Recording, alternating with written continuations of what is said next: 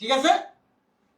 এই যে বুঝলাম না, এখন ওনারা সোফার মধ্যে বসায় রাখছেন কেন? নামান না এখান থেকে ঘরটা ধুইয়া। আচ্ছা দাঁড়াও না, যেহেতু ছেলে আসছে একটু মন ভরে দেখা নাকি একটু কান্দা নেক, এটি তো সব নাটক, বুঝো নাই? এটি কি শোনো। বুঝি না?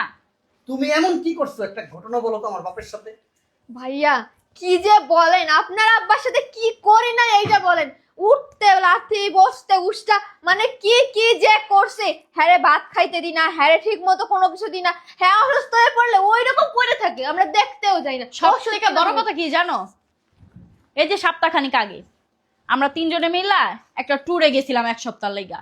তোমার বাপেরে ওয়াশরুমে আটকায় থুইয়া গেছিগা, কারণ ঘরে কত বাজার সদাই আছে, এগুলো তো বাই করে রাইন্দা খাইতে পারবো।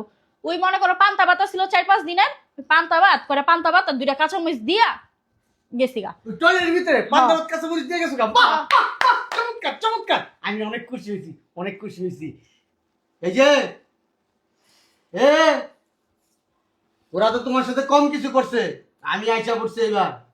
আমি আমার বাবার সাথে কি কি যে করব তোমরা কল্পনাও করতে পারতেছো না। তে বের করে দাও না, এত কথা তুমি কি লেগা কইতাছো?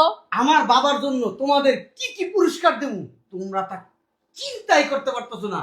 আমরা জানি তো ভাইয়া যে আপনি আমাদেরকে অবশ্যই পুরস্কার দেবেন, আপনি আমাদেরকে অনেক ভালোবাসেন তো, কিন্তু আগে এই বুইড়াটাকে বাসাতে বাইর করেন। আমার ইচ্ছা করতেছে এক্ষুনি ঘাটা ধরে বাইর করে দিতে না। আমার আব্বারে এই বিল্ডিং এর মধ্যে ভাড়া দিতে। দেও না, ফালায় দেও। আমি তো কবেই দিতাম, খালি তোমার বাপের বাও দিয়া আমি ছাদে লইয়া যাইবার পারি না। তুই যে তোমার বাপের আমি কইছি যদি কোনোদিন আপনারা ছাদে লইয়া যাইবার পারি তাহলে আপনারা ছাদের থেকে ধাক্কা মেরে ফালায় দেন। এই ছাদের থেকে ধাক্কা মাইরা তোমার আরো 4 বছর ফালানো উচিত ছিল, 4 বছর আগে। তাইলে আজকে তোমার এই দিনটা তোমাদের দেখা লাগতো না, আমারও তোমাদের কাছে এইসব কথা বলা লাগতো না।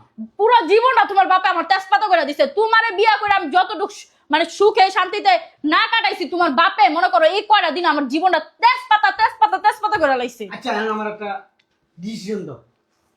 কি ডিসিশন দিব? তোমার তো এক কথাই আমি কয়ে দিলাম, তুমি তোমার বাপের এই